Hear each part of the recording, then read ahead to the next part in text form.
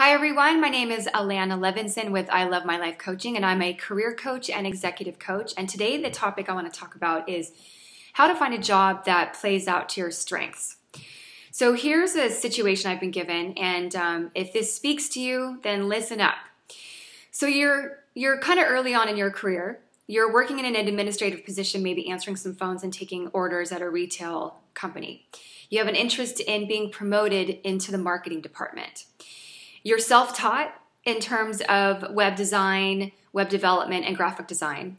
And you've already spoken to the marketing team, and they have an interest in bringing you on board to work with them, and they're thinking about creating a position for you. But that gets stopped. Here's a couple of reasons why that might happen. One is they might not have the budget. They might have been thinking about it, and then they realize, you know what, we really can't promote this person because we don't have the resources to do so. It could be that the position that you're in is more urgent and more important to them right now at this time versus having you work on the projects that they thought they wanted you to work on or that you're interested in working on.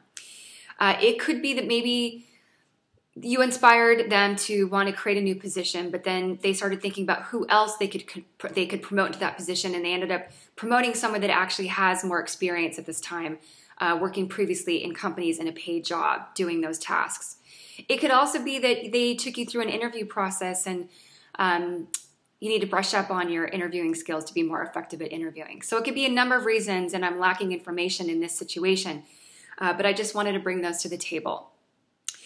So keep in mind that there's things that you can control and there's things that you can't control.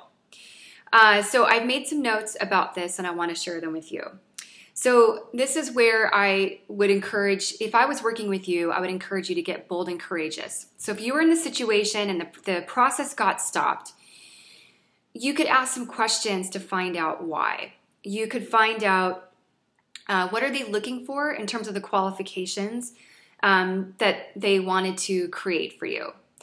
You could also ask what their concerns are.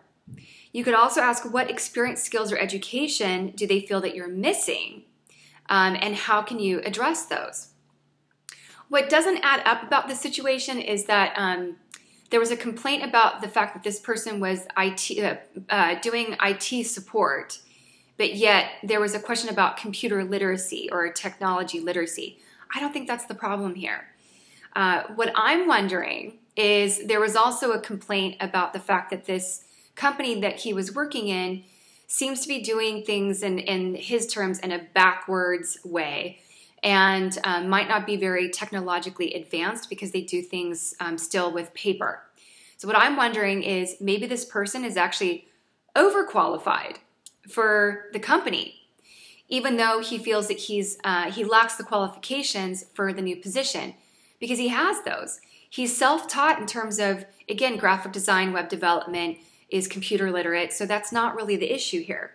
And I'm wondering if you'd be better served working someplace else at a different company where it's more of an environment that's more aligned with what you're looking to do in your next job, and the kind of environment that you want to be in. So, because this company just might not be ready to move forward in that way or to move forward with someone like you.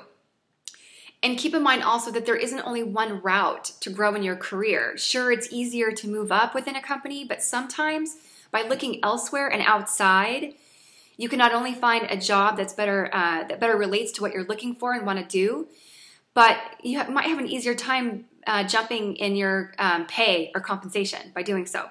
So the question is, are you ready for that? So the most relevant question this person asked was, how can I find a job that plays to my strengths?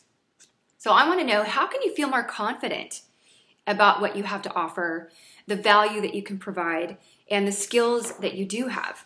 And I'm going to make a bold assumption here that what might be playing out also is some sort of fear. So what is the fear or belief about yourself that is getting in the way of you looking elsewhere? Or what is your belief about other people that may impact you seeking out other opportunities?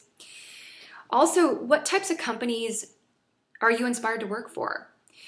I would also strongly encourage you to make a list and figure out what your professional values are, such as an environment that is open to communication and provides a safe space to share ideas. Maybe it's a company that supports the development and growth of their employees, and do they have a culture where they primarily promote from within? Those are good things to look for. So when I work with clients who are someone early on in their career or they're thinking about making a career change, I also encourage doing informational interviews. It's sometimes a more comfortable atmosphere because there's no pressure about actually interviewing for a particular job. You might feel more yourself.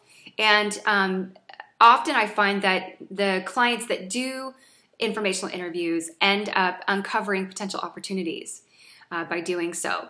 So you aren't stuck. It just might feel that way. And it might require you to do something different than what you have before and to step outside of your comfort zone.